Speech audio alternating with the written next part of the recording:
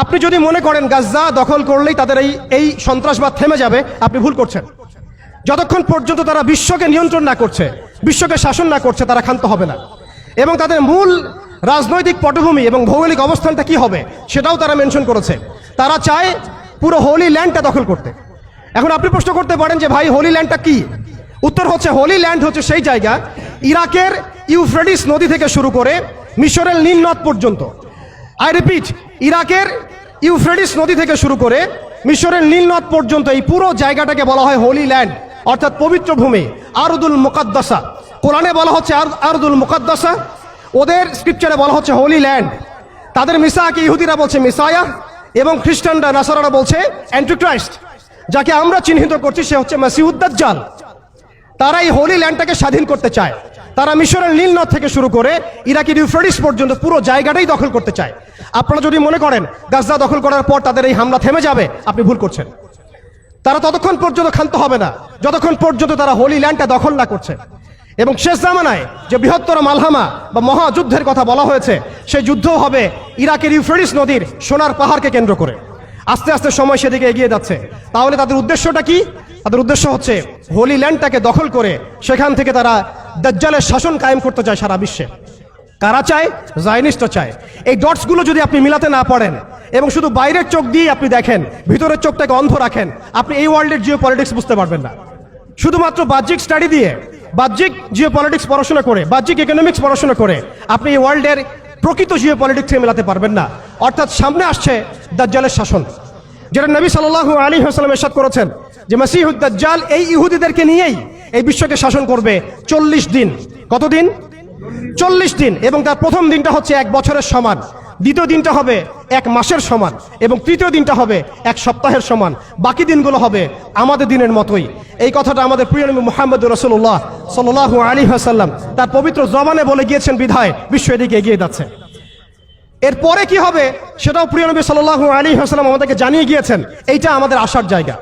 আমি যে শুরুতে বলেছিলাম যে আমাদের এই সমাবেশটায় আমাদের ফজিলত, আমাদের গুরুত্বটা বেশি তাদের চাইতে। আপনি জানেন এর সমাধান জিহাদ, আপনি যেতে পারছেন না। আপনি জানেন তার সমাধান হচ্ছে সামরিক আগ্রাসন, আপনি চালাতে পারবেন না।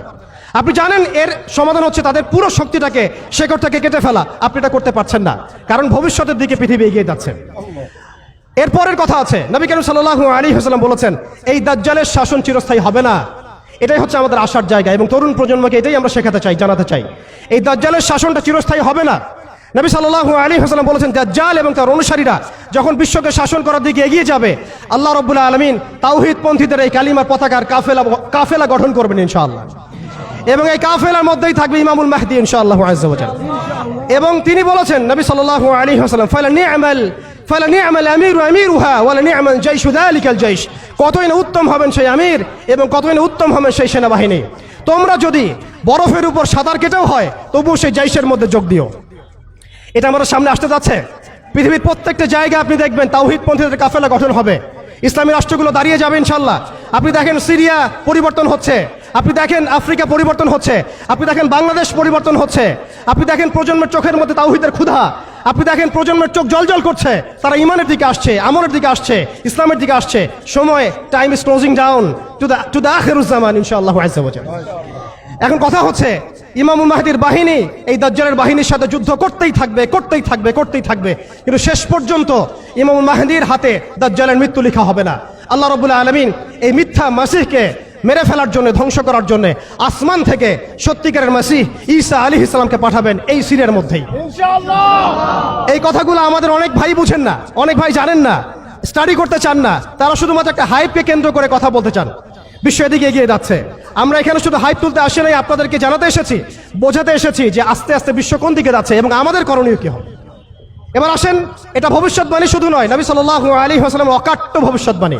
তিনি বলেছেন ঈসা আলাইহিস সালামের হাতে যেই ফিলিস্তিনে আজকে মাজলুম বোনদেরকে শহীদ করা হচ্ছে, বাচ্চাদের মাথার খুলি উড়িয়ে দেওয়া হচ্ছে, আমাদের ভাইদেরকে জীবন্ত পুড়িয়ে মারা হচ্ছে, ওই ফিলিস্তিনের লিখে রাখেন আপনারা, মিডিয়া দিয়ে প্রচার করে দিয়েন, এই ফিলিস্তিনের বাবে লুদ নামক জায়গায় তাদের মিসায়া, তথা কথিত মিসায়া মাসিহুদ দাজ্জালকে ঈসা আলাইহিস সালাম হত্যা করবেন ইনশাআল্লাহ। পৃথিবীর কোন শক্তি, কোন ন্যাটো, কোন ইউনাইটেড নেশনস, কোন ইউরোপিয়ান ইউনিয়ন, কোন IMF, কোন ওয়ার্ল্ড ব্যাংক কোনো সাম্রাজ্যবাদী শক্তি এই ভবিষ্যৎবাণীকে ঠেকাতে পারবে না। আপনি ওদেরকে চেষ্টা করতে দেন, সারা পৃথিবীর সমস্ত মুসলমানকে যদি এখন তারা মেরে ফেলে, তবুও এই অকাট্য ভবিষ্যৎবাণী ইনশাআল্লাহ তাআলা তারা পাল্টাতে পারবে না। এটা আমাদের আশার জায়গা, এটাই হচ্ছে চূড়ান্ত বিজয়। এবং ঈসা আলাইহিস সালামের হাতে আগামী 40 বছর, লিখে রাখেন আপনারা, এরপরের 40 বছর ওই বাইতুল মুকাদ্দাস থেকেই সারা বিশ্বে ইসলামী খিলাফা কায়েম হবে ইনশাআল্লাহ। যে খিলাফা শব্দটা এখন রাজনৈতিকভাবে আপনারা নিতে পারেন না, হজম করতে পারেন না। আমি জানি আপনারা জানেন না, অনেকেই এটা অজ্ঞতার কারণেও হতে পারে, তারা হয়তো জানেন না, আমরা জানাতে এসেছি। এই যে খিলাফা শব্দটা তারা নিতে পারে না, এই খিলাফাই হবে পৃথিবীর শেষ শাসন ইনশাআল্লাহ তাআলা। এই খিলাফা দিয়ে বিশ্ব শুরু হয়েছিল, এই খিলাফা দিয়েই বিশ্ব শেষ হবে। ঈসা আলাইহিস সালাম 40 বছর ওই জেরুজালেম থেকেই এই বিশ্বকে শাসন করবেন ইনশাআল্লাহ তাআলা। এটা লেখা হয়ে গেছে, কুদিয়াল আমর, এটা কেউ চেঞ্জ করতে পারবে না।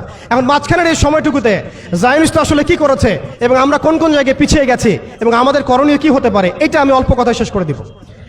এক কথায় দেখুন, জায়নিস্ট মুভমেন্ট গঠন করার পরে তারা সর্বপ্রথম, ভালো করে খেয়াল করেন, তারা সর্বপ্রথম একটা ঐক্যবদ্ধ প্ল্যাটফর্ম এনেছে। আমরা দেখেন সারা বিশ্বে এখন পর্যন্ত মুসলিমরা একটা ঐক্যবদ্ধ প্ল্যাটফর্ম করতে পারি নাই। তারা ঐক্যবদ্ধ একটা প্ল্যাটফর্ম করেছে এবং সেই প্ল্যাটফর্মকে কেন্দ্র করে তারা সবার আগে খেলাফত ব্যবস্থাকে ধ্বংস করেছে। অটোম্যানদেরকে তারা পরাজিত করেছে। প্রথম বিশ্বযুদ্ধের সেই 1914 থেকে 18-এর মধ্যে তারা বাইতুল মুকাদ্দাসে প্রথম ঢুকেছে এবং তাদের সহযোগী ছিল পশ্চিমা বিশ্ব এবং ব্রিটেন। আজকে আমরা ইসরায়েলের এগেনস্টে কথা বলি ঠিকই, কিন্তু পশ্চিমা বিশ্বের এগেনস্টে আমরা কথা বলতে পারি না, আমরা ব্রিটেনের এগেনস্টে কথা বলতে পারি না। আজকে আমরা ইসরায়েল বিরোধী কথা বলি ঠিকই, আমেরিকার এগেনস্টে আমরা কথা বলতে পারি না। আজকে আমরা তাদের পণ্য বয়কট নিয়ে কথা বলি, এটাও দরকার আছে, কিন্তু তাদের আদর্শ দিয়ে আমাদের ব্যক্তি জীবন, পারিবারিক জীবন, সামাজিক জীবন, ইভেন রাজনৈতিক অর্থনৈতিক জীবন পর্যন্ত ঢেলে সাজানো হয়েছে, এগুলো আমরা ছাড়তে পারি না। অতএব শুধু এক পেশে দৃষ্টিভঙ্গি দিয়ে আপনি সমস্যার সমাধান করতে পারবেন না। এই সমস্যা অনেক গভীর এবং এটা এত দেরি হয়ে গেছে। আমরা 100 বছর পরে এগুলো নিয়ে কথা বলছি, বিগত 100 বছর আগেই আমাদের এগুলো নিয়ে সচেতন হওয়া উচিত ছিল। এমন নয় যে তৎকালীন সময়কার ভাইরা সচেতন ছিলেন না বা তারা কাজ করেন নাই, করেছেন, কিন্তু এটাই পরীক্ষা, এটা আল্লাহ পাকের মহা পরিকল্পনা। এভাবেই আল্লাহ রাব্বুল আলামিন আমাদেরকে পরীক্ষা করছেন, আমরা হকের পথে থাকি না বাতিলের পথে থাকি।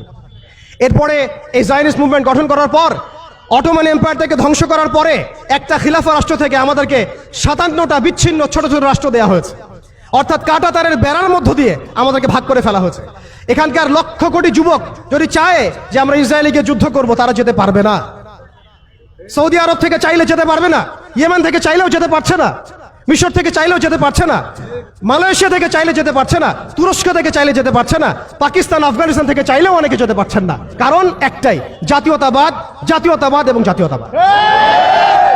আমরা একটা ধোকার মধ্যে আছি। ওরা আমাদেরকে 4টা গোলক ধাঁধায় ফেলে রেখেছে। অটোম্যানদেরকে ধ্বংস করার পরে, খেলাফা ব্যবস্থা ধ্বংস করার পরে যারা আমাদেরকে 4টা দেবতা দিয়ে দিয়েছে। আমি শব্দটা দেবতা বললাম এই অর্থে, কারণ এই মন্ত্রগুলোর আমরা তন্ত্র মন্ত্রগুলোর পূজা করছি আমরা। ওই আইয়ামে জাহিলিয়াতে যেমন ছিল লাত, ওজ্জা, হবল আর মানাত, সেই আইয়ামে জাহিলিয়াতে যেমন ছিল লাত, ওজ্জা, হবল আর মানাত, ঠিক এইভাবে খেলাফত ব্যবস্থা ধ্বংস করার পরে তারা আমাদেরকে প্রথম দিয়েছে জাতীয়তাবাদ, মানে ন্যাশনালিজম। এর মধ্য দিয়ে আমাদেরকে বিভক্ত করে ফেলেছে তারা। আপনি চাইলেও তাদের সাথে আপনি যোগ দিতে পারবেন না, আপনি চাইলেও হামাসের ভাইদেরকে সাহায্য করতে পারবেন না, আপনি চাইলেও মাজলুমদের পাশে দাঁড়াতে পারছেন না, কারণ কাঁটাতারের বেড়া দিয়ে আপনাকে আটকে দেওয়া হয়েছে। এরপরে ওরা আমাদেরকে গিলিয়ে দিয়েছে ধর্মনিরপেক্ষতাবাদ। এই মতবাদ দিয়ে মানুষকে ধর্মীয় জীবনে ইসলামের মধ্যে সীমাবদ্ধ করা হয়েছে। রাজনৈতিক জীবন, অর্থনৈতিক জীবন, সামাজিক জীবন, শিক্ষা এবং সংস্কৃতির মধ্য থেকে ইসলামকে বিদায় ঘটানো হয়েছে। এটা হচ্ছে একটা কুফরি মতবাদ, শিরকি মতবাদ। এরপরে দেওয়া হয়েছে আমাদেরকে কমিউনিজম। আমাদের অনেক ভাই এটা বুঝেন না, এটা একটা বৈশ্বিক পুঁজিবাদ। এর মধ্য দিয়ে আপনাকে সুদখোর বানানো হয়েছে এবং নাস্তিক বানানো হয়েছে, আল্লাহ থেকে আপনাকে সরিয়ে ফেলা হয়েছে। কালিমার পতাকা লা ইলাহা ইল্লাল্লাহ মুহাম্মাদুর রাসূলুল্লাহ থেকে আপনাকে সরায় দেওয়া হয়েছে। এরপরে আরেকটা মতবাদ দেওয়া হয়েছে তথাকথিত গণতন্ত্র। এই গোলকধাঁধায় আমরা অনেকে পড়ে গেছি। এই তথাকথিত গণতন্ত্রগুলো, ধর্মনিরপেক্ষতাবাদ, জাতীয়তাবাদ, এই কমিউনিজম, এই সমস্যার হাল আপনাকে কখনোই দিবে না। এরা আপনাকে একটা গোলকধাঁধায় ফেলে রাখবে। এরা আপনাকে চারতন্ত্রের পূজায় লিপ্ত রেখেছে এবং এর মধ্য দিয়ে আপনাদেরকে ইন্টারনালি তারা ব্যস্ত রেখেছে। এক ভাই আরেক ভাইয়ের সাথে মারামারি করতে থাকবেন, একটা জাতিগত ঐক্য কখনো আপনি করতে পারবেন না। এই মন্ত্রগুলো দিয়ে আমাদেরকে বিভক্ত করে দেওয়ার পরে তারা ব্যাংকিং ব্যবস্থার নিয়ন্ত্রণ নিয়েছে, ওয়ার্ল্ড ব্যাংকের মধ্য দিয়ে, IMF এর মধ্য দিয়ে, ইত্যাদি ব্যবস্থার মধ্য দিয়ে, ফেডারেল রিজার্ভ ব্যাংকের মধ্য দিয়ে।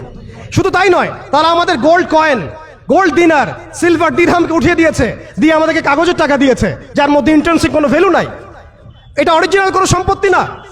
এরপরে তারা আমাদেরকে কান্ট্রিতে তো বিভক্ত করেছেই, তন্ত্রমন্ত্র গিলিয়েছেই, ব্যাংকিং ব্যবস্থা তো দখল করেছেই, ইউনাইটেড নেশনসও গঠন করেছে, সমস্ত বড় বড় মিডিয়াগুলো তারা হাতের কবজার মধ্যে নিয়ে এসেছে। আপনি খেয়াল করে দেখেন, পুরো বিশ্বে মিডিয়া দিয়ে তারা যুদ্ধ চালিয়েছে, পুরো বিশ্বে মিডিয়া দিয়েই তারা মুসলমানদেরকে জঙ্গি সন্ত্রাসী বানিয়েছে। পুরো বিশ্বে বড় বড় মিডিয়াগুলোর মধ্য দিয়ে তারা মুসলমানদেরকে জঙ্গি এবং সন্ত্রাসী বানিয়েছে। এটা সত্য কথা, সবাই জানি আমরা এগুলো। আমরা সত্যের পথে দাঁড়াই, এখনো সময় আছে, আল্লাহ পাক আমাদেরকে বোঝার তৌফিক দান করেন। এরপর তারা প্রযুক্তিগত নিয়ন্ত্রণ নিয়েছে। আপনি দেখেন এআই সিস্টেমের মধ্য দিয়ে ঘরে বসে কিবোর্ডের একটা ক্লিপের মধ্য দিয়ে দূর থেকে একটা মানুষকে বোম মেরে উড়িয়ে দিচ্ছে। আপনি এটাকে কিভাবে নিচ্ছেন? এরা প্রযুক্তিগত উৎকর্ষের দিকে এতদূর চলে গিয়েছে যে ঘরে বসে তারা যে কোনো মানুষকে হত্যা করার এখতিয়ার নিয়ে নিয়েছে। সমস্ত মুসলিমদের ডেটা, সমস্ত মুসলিমদের তথ্য, সমস্ত মুসলিম কান্ট্রির ইন্টারনাল যে অ্যাক্সেসগুলো, এই সমস্ত কিছু তাদের নখদর্পণে চলে আসছে শুধুমাত্র প্রযুক্তিগত উৎকর্ষের মধ্য দিয়ে।